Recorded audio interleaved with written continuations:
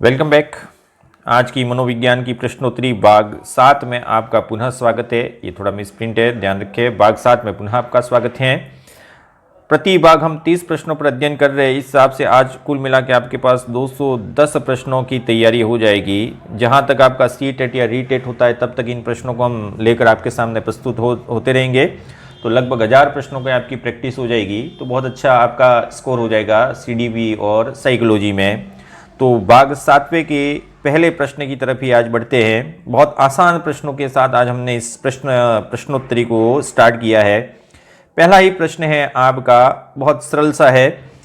एक बालक दूसरे बालक के नमस्ते कहने पर प्रत्युत्तर में नमस्ते कहता है, यह क्रिया क्या कहलाती है? अर्थात एक बालक ने नमस्ते कहा तो उसने नमस्ते कहा, एक बालक ने गुस्सा किया तो उसने भी गुस्सा किया। इस प्रकार के व्यवहार परिवर्तन को क्या कहते हैं? पहला ऑप्शन आपके सामने, व्यवहार के कारण व्यवहार में परिवर्तन। दूसरा है अनुभव एवं प्रशिक्षण द्वारा व्यवहार में परिवर्तन। तीसरा है आदत निर्माण द्वारा व्यवहार में परिवर्तन। और चौथा है वातावरण के अनुसरण से व्यवहार में परिवर्तन। आपके सामने ये 4 ऑप्शन हैं। इन 4 ऑप्शन में से कौन सा सबसे ज़्यादा सटीक एवं सत्य है, इसकी पहचान आपको करनी है। आपका समय अब समाप्त होता है, आपने उत्तर दे दिए होंगे। ध्यान से समझें, एक बालक ने नमस्ते कहा तभी दूसरे बालक ने प्रत्युत्तर में नमस्ते कहा, अर्थात एक बालक के व्यवहार के कारण इसके व्यवहार में भी परिवर्तन हुआ। तो इसका सही ऑप्शन हो जाएगा व्यवहार के कारण व्यवहार में परिवर्तन। और एक यह प्रसिद्ध मनोवैज्ञानिक की परिभाषा भी है, यह किसकी है? गेट्स की परिभाषा के अनुसार। तो व्यवहार के कारण व्यवहार में परिवर्तन है वह अधिगम कहलाता है। पहला प्रश्न समाप्त हुआ। दूसरे प्रश्न की ओर बढ़े। दूसरा प्रश्न, ध्यान से समझे इसको भी। अधिगम, अधिगम के बारे में आपको कौन सा कथन है वह असत्य लगता है, इसकी पहचान करनी है।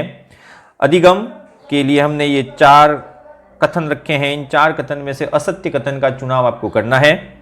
सबसे पहला है, अधिगम उद्देश्यपूर्ण लेकिन स्वाभाविक प्रक्रिया नहीं है। दूसरा, अधिगम में सकारात्मक एवं नकारात्मक दोनों ही प्रकार के व्यवहार परिवर्तन हो सकते हैं।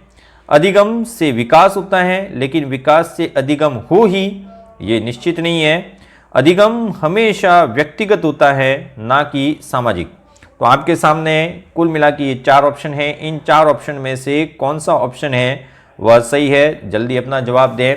तो अधिगम के बारे में असत्य कथन की पहचान करनी है। तो पहला कथन है उद्देश्यपूर्ण लेकिन स्वाभाविक प्रक्रिया नहीं है, ठीक है ना। अधिगम हमेशा उद्देश्यपूर्ण ही होता है और यह स्वाभाविक प्रक्रिया नहीं है, क्योंकि इसका कोई न कोई उद्देश्य होता है। इसलिए अधिगम में दोनों ही प्रकार के परिवर्तन हो सकते हैं, सकारात्मक भी होगा नकारात्मक भी होगा।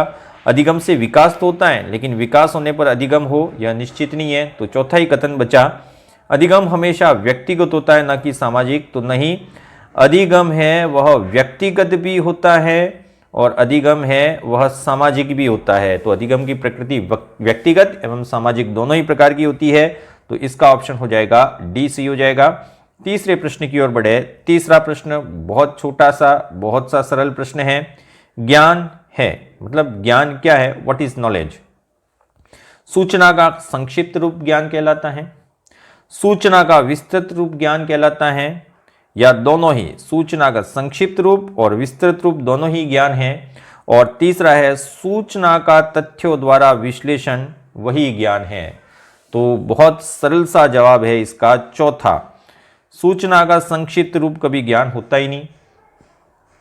सूचना का विस्तृत रूप है वो बड़ी सूचना हो जाएगा, लेकिन किसी भी सूचना का तथ्यों द्वारा आप विश्लेषण कर दे तो वही ज्ञान होता है। तो ज्ञान क्या है? तो ज्ञान है वह सूचना का तथ्यों द्वारा विश्लेषण होता है।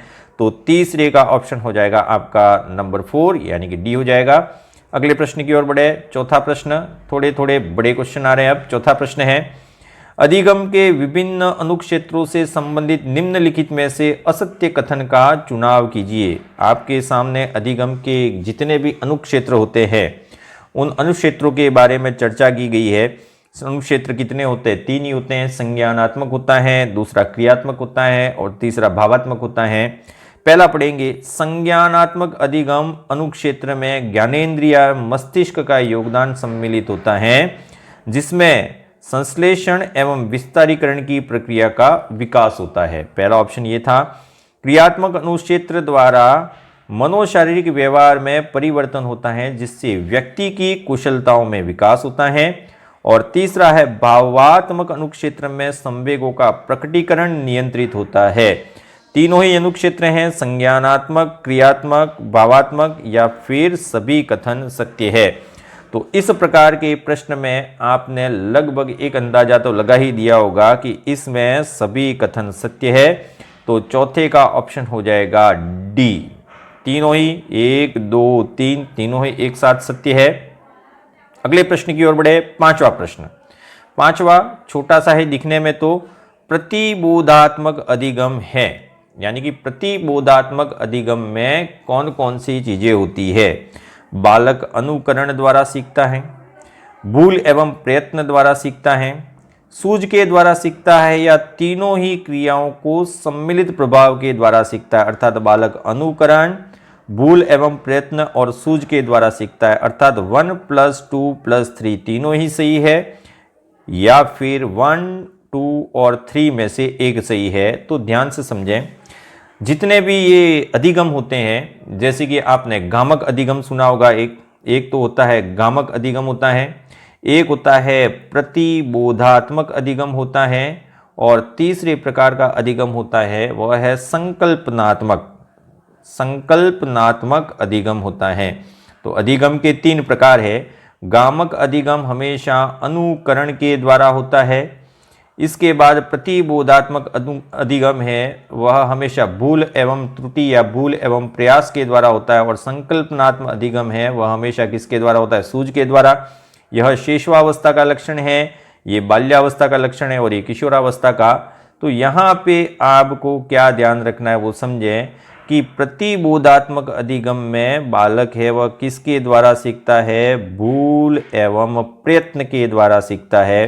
तो इसका ऑप्शन हो जाएगा 2 हो जाएगा। और यह प्रतिबोधात्मक अधिगम है वह कौन सी अवस्था का लक्षण है? तो ये भी साथ में याद रखे, यह बाल्यावस्था का महत्वपूर्ण लक्षण है। अगले प्रश्न की ओर बढ़े। छठा प्रश्न बहुत सरल। छठा प्रश्न क्या कहता है? अधिगम के व्यवहारवादी सिद्धांतों के अनुसार एक बालक, यानी कि अधिगम के जितने भी व्यवहारवादी सिद्धांत हैं उसके अनुसार बालक आखिर कैसे सीखता है। 4 ऑप्शन है आपके सामने, 1, 2, 3 और 4। इन चारों में से सही कथन का आपको चुनाव करना है। सूझ द्वारा बुद्धि का उपयोग कर सीखता है, प्रत्यक्षीकरण के द्वारा संज्ञान का निर्माण करता है, उद्दीपन, अनुक्रिया, अनुबंधन, अभिप्रेरणा एवं पुनर्बलन के आधार पर धीरे धीरे यंत्रवत सीखता है, या फिर समस्या समाधान द्वारा तीव्र गति से सीखता है। तो व्यवहारवादी सिद्धांत है वह इनमें से किस प्रकार की सीखने की व्याख्या करते हैं? तो आपका उत्तर अब लगभग आ चुका होगा। छठे का उत्तर है 3।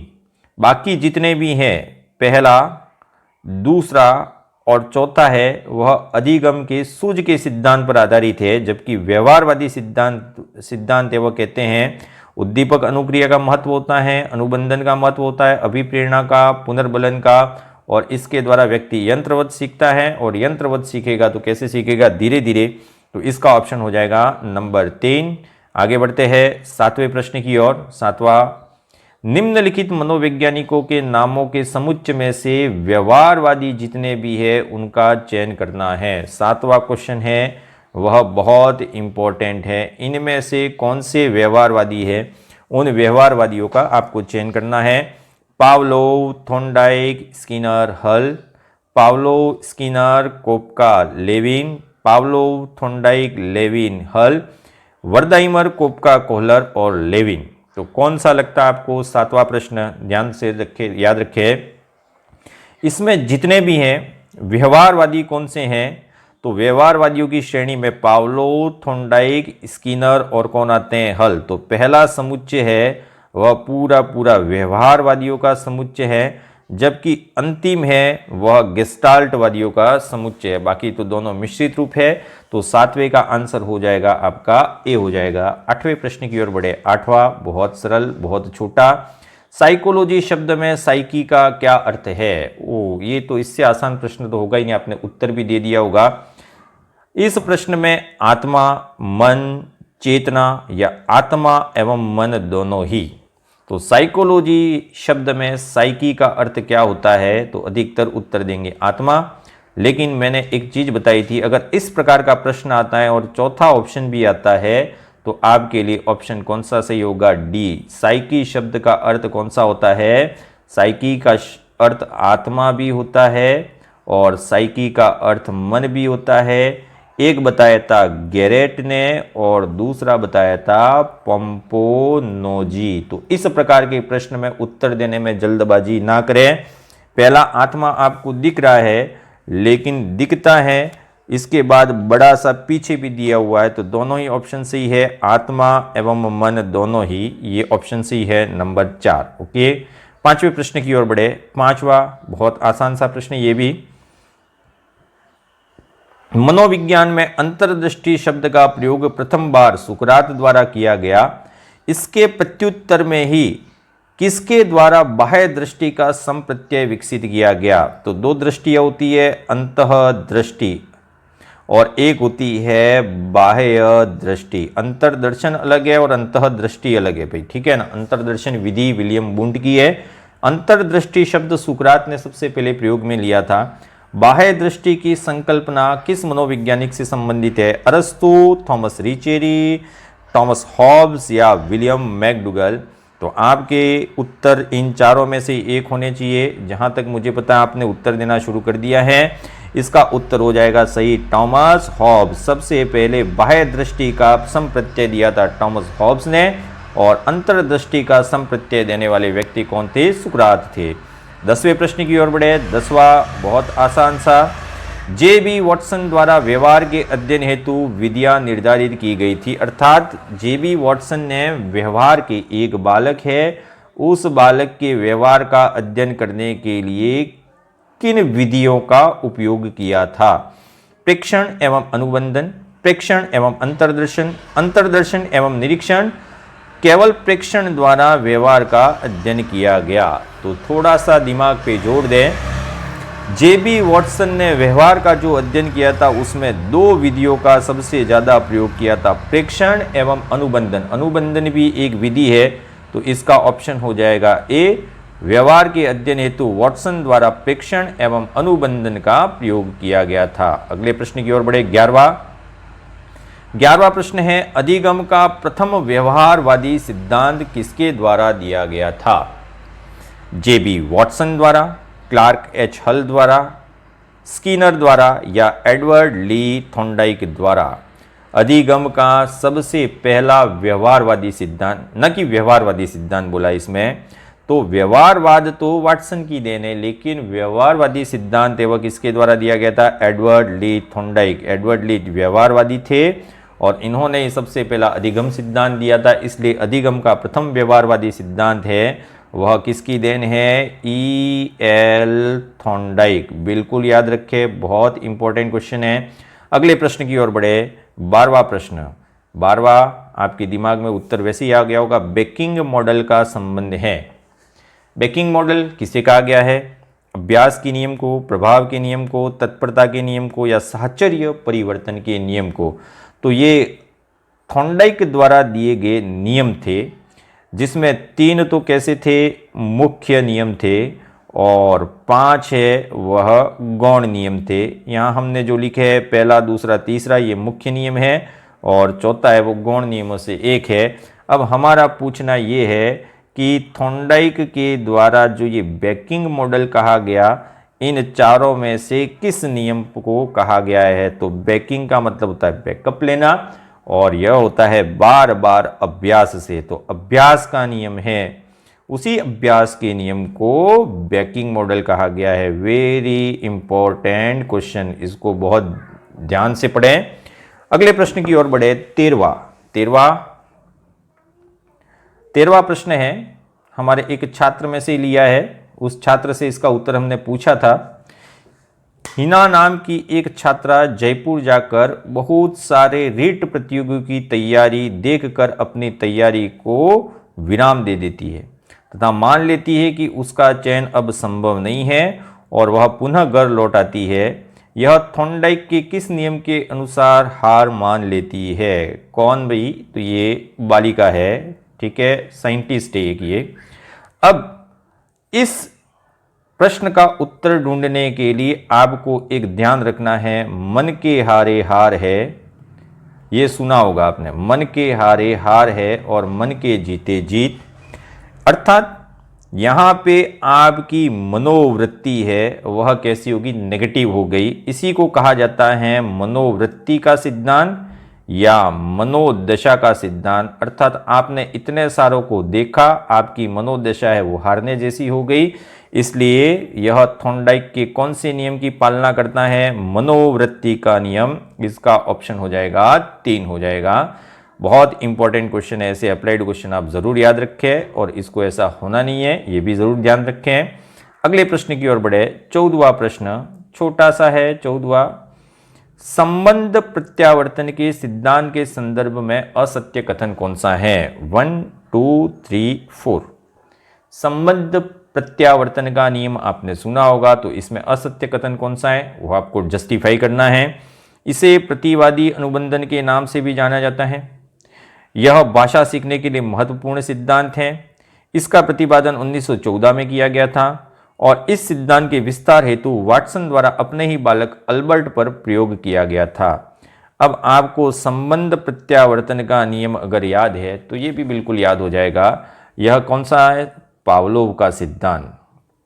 इसी को ही संबंध प्रत्यावर्तन का सिद्धांत या प्रतिवादी अनुबंधन भी कहा जाता है। अब इसमें गलत कौन सा है? तीसरा ऑप्शन, ये 1914 नहीं है, यह सिद्धांत है वह 1904 में दिया गया था इवान पेट्रोविच पावलोव, जिसका संबंध कौन से देश से है? रूस से है। बाकी पहला सही है, दूसरा सही है और चौथा सही है, लेकिन इस सिद्धांत का प्रतिपादन है वह 1914 में किया गया था। नेक्स्ट चले 15वां प्रश्न। 15वां प्रश्न है वह बहुत ही इंपॉर्टेंट प्रश्न है, बहुत ध्यान रखें इसको, इंपॉर्टेंट है। तो 15वां प्रश्न क्या कहता है वो समझें। अनुकूलित अनुक्रिया सिद्धांत में असत्य कथन कौन सा है? इसका पता लगाना है। ध्यान से 1 2 3 और 4 कथन पढ़ें और इन 4 कथन को पढ़ने के बाद जस्टिफाई करें। यूसीएस एवं सीएस को प्रस्तुत करने का एक निश्चित क्रम होना चाहिए। पहले यूसीएस एवं उसके पश्चात सीएस प्रस्तुत करना चाहिए। यूसीएस एवं सीएस दोनों साथ प्रस्तुत करने की क्रिया अवलंबित अनुबंधन कहलाती है। सीएस का यूसीएस की तुलना में ताकतवर होना आवश्यक है। ये 4 कथन हैं। आपने पावलोव के सिद्धांत में ये चारों कथन हैं वो कहीं न कहीं पढ़े होंगे।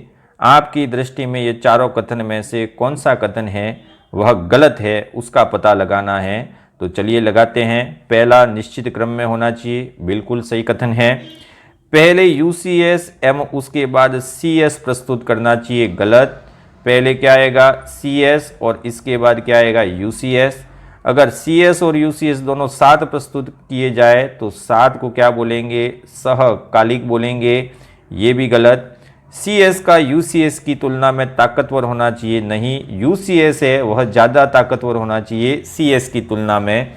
अर्थात असत्य कथन कौन कौन से हैं? तो 2 3 एवं 4 है वह असत्य है। सत्य कथन कौन सा है? केवल एक, तो इसका ऑप्शन हो जाएगा डी हो जाएगा। अगले प्रश्न की ओर बढ़ते हैं।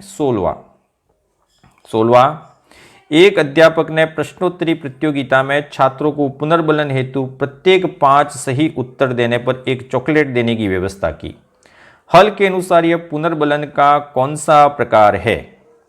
कौन सा प्रकार है यह? सतत पुनर्बलन, असतत पुनर्बलन, अनुपात पुनर्बलन या परिवर्तनशील पुनर्बलन।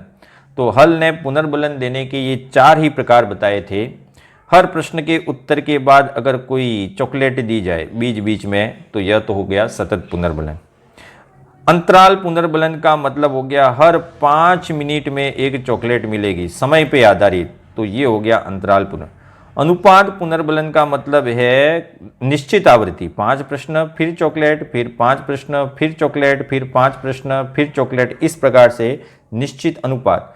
देखिए अंतराल पुनर्बलन है वह समय आधारित होता है, जबकि अनुपात पुनर्बलन है वह आवृत्ति आधारित होता है। तो हल के अनुसार अब यही हर 5 प्रश्न पे एक चॉकलेट मिलेगी, वह कौन सा कहलाएगा? तो तीसरा ऑप्शन सही है, अर्थात अनुपात पुनर्बलन। और परिवर्तनशील पुनर्बलन का मतलब है मर्जी चाहे तब आप उसको कोई भी पुनर्बलन दे सकते हैं। तो 16वां प्रश्न वेरी इंपॉर्टेंट क्वेश्चन है, ध्यान से समझेंगे इसको। 70वें प्रश्न की ओर चले। 17वां, निम्नलिखित में से कौन सा अधिगम सिद्धांत SOR बॉन्डिंग के नाम से प्रख्यात है? अर्थात SOR के नाम से कौन सा सिद्धांत है? बहुत इंपॉर्टेंट है, 17वां आप जरूर ध्यान रखें। गुथरी का इकरा प्रयास सिद्धांत, हल का सबलीकरण का सिद्धांत, कुर्ट लेविन का क्षेत्रीय सिद्धांत, या जीन पियाजे का संज्ञानात्मक विकास का सिद्धांत। अब SOR हमने किसी क्लास में अपने अधिगम के सिद्धांत जब भी पढ़ाए तो इसकी जरूर व्याख्या की थी। S का मतलब क्या होता है, O का मतलब क्या होता है, और R का मतलब क्या होता है, स्टिमुलस ऑब्जेक्ट एंड रेस्पॉन्स, जो भी ये बताया था।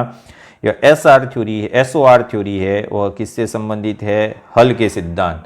तो हल का सिद्धांत है वह SOR बॉन्ड के नाम से भी जाना जाता है, SOR बॉन्ड। बिल्कुल इंपॉर्टेंट, जरूर ध्यान रखें।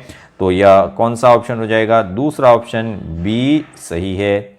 अगले प्रश्न की ओर बढ़े, 18वां प्रश्न, बहुत आसान 18वां भी। फील्ड थ्योरी ऑफ साइकोलॉजी नामक पुस्तक में संज्ञानात्मक वातावरण के अंतर्गत सम्मिलित तत्व नहीं है। अब field theory of psychology, field theory of psychology है वह किसने लिखी? ये बिल्कुल ध्यान रखें।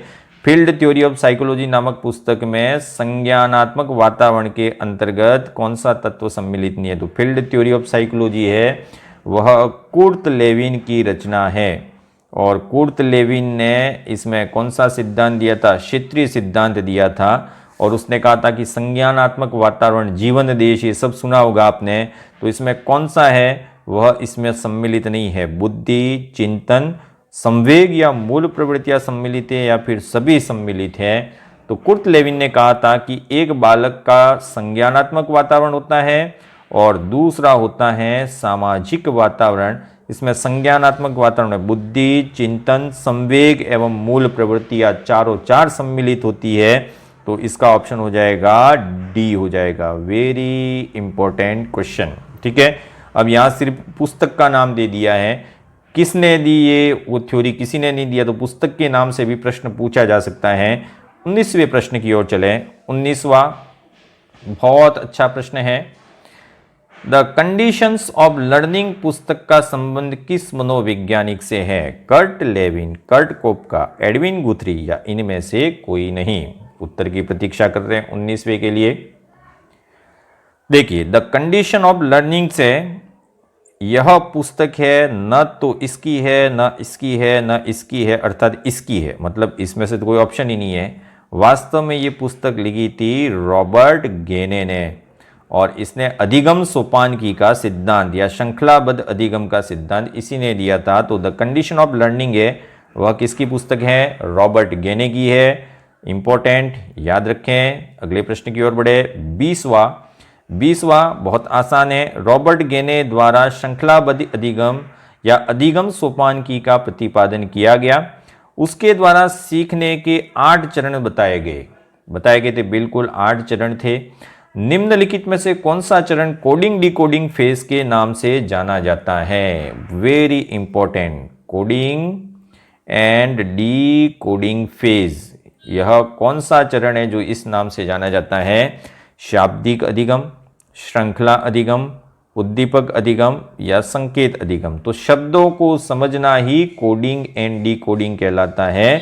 तो यहां पे उत्तर हो जाएगा आपका शाब्दिक अधिगम, आंसर हो जाएगा ए। अगले की ओर चढ़े। 21वां बहुत छोटा सा प्रश्न है 21वां भी। 21वां प्रश्न क्या कहता है उसको समझे। त्रिचरणीय सूचना प्रक्रियाकरण सिद्धांत के अनुसार अल्पकालिक स्मृति के स्तर के संदर्भ में असत्य कथन है। अब ये जो जिसने भी ये सिद्धांत दिया था उसने 3 स्तर बताए थे। इन 3 स्तर में से कौन सा कथन है वो उससे मैच नहीं करता है। 3 चरण में ये 4 कथन है।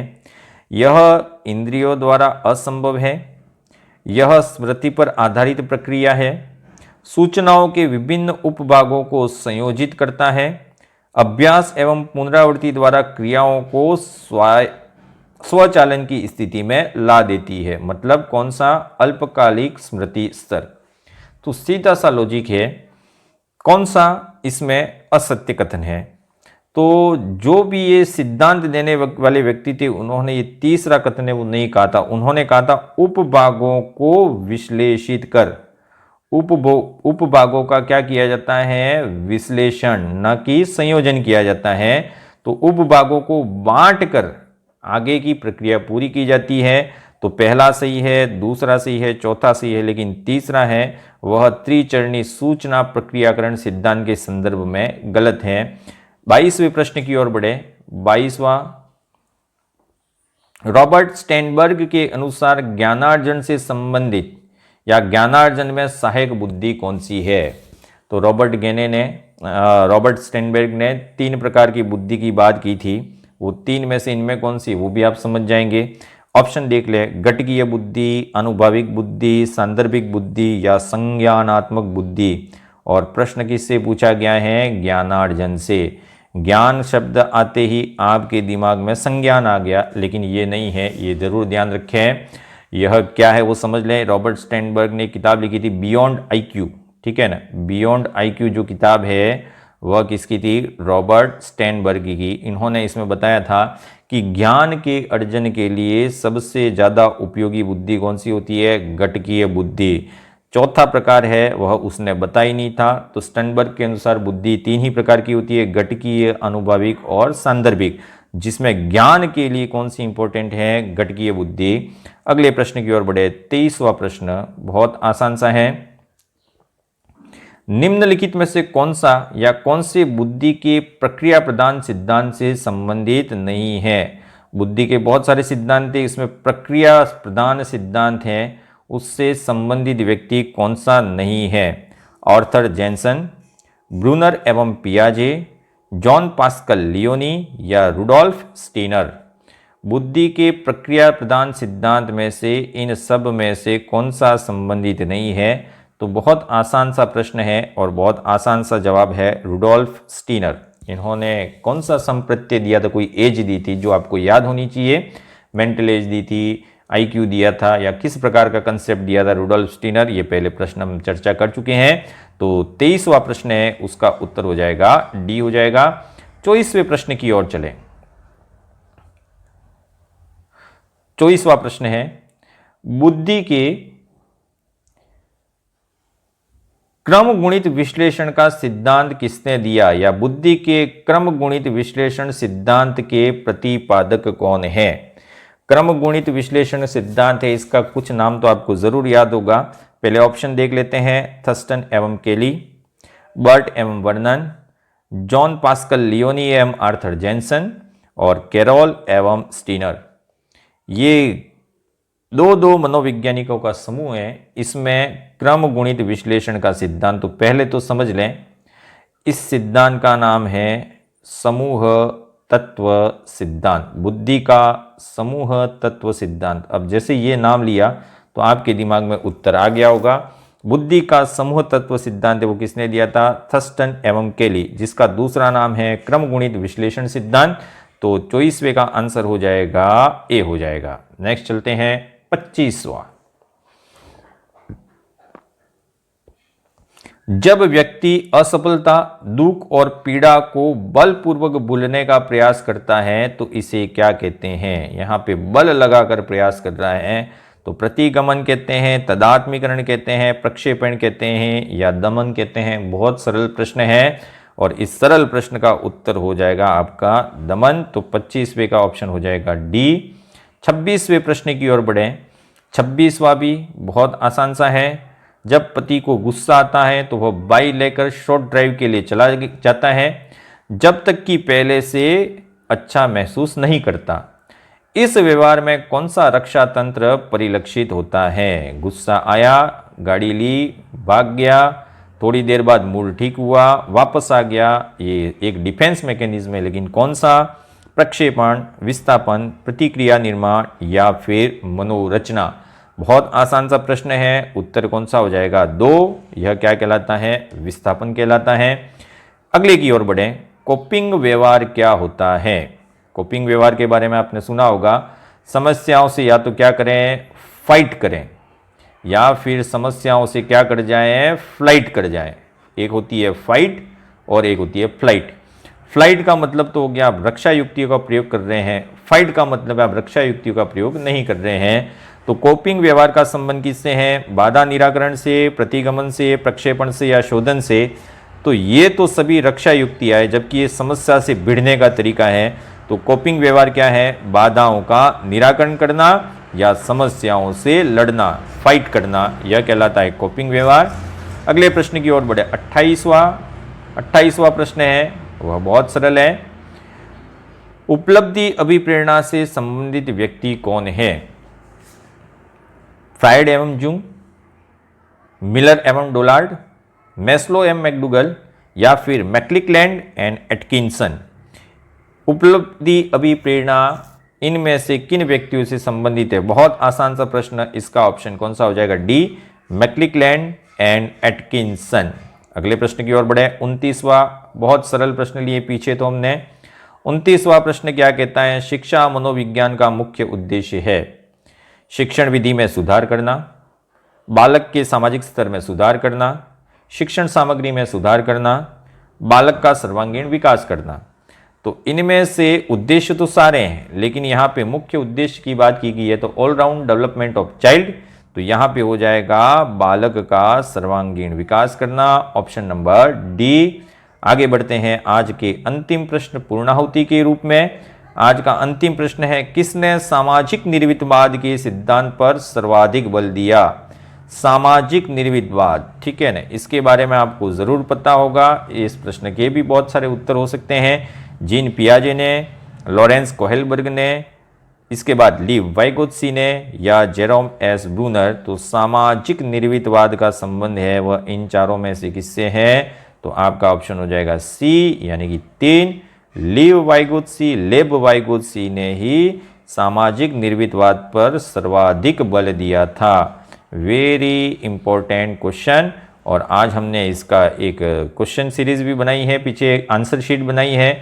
इस आंसर शीट को आप जो भी करेक्शन है वह वीडियो से देखकर ही करें। हो सकता है यहाँ पे टाइपिंग में इस बार आज नहीं है, लेकिन अगर टाइपिंग में कोई मिस्टेक है तो आप इस वीडियो को देखकर ही इसके सुधार कर सकते हैं। आज के लिए thank you and keep smiling.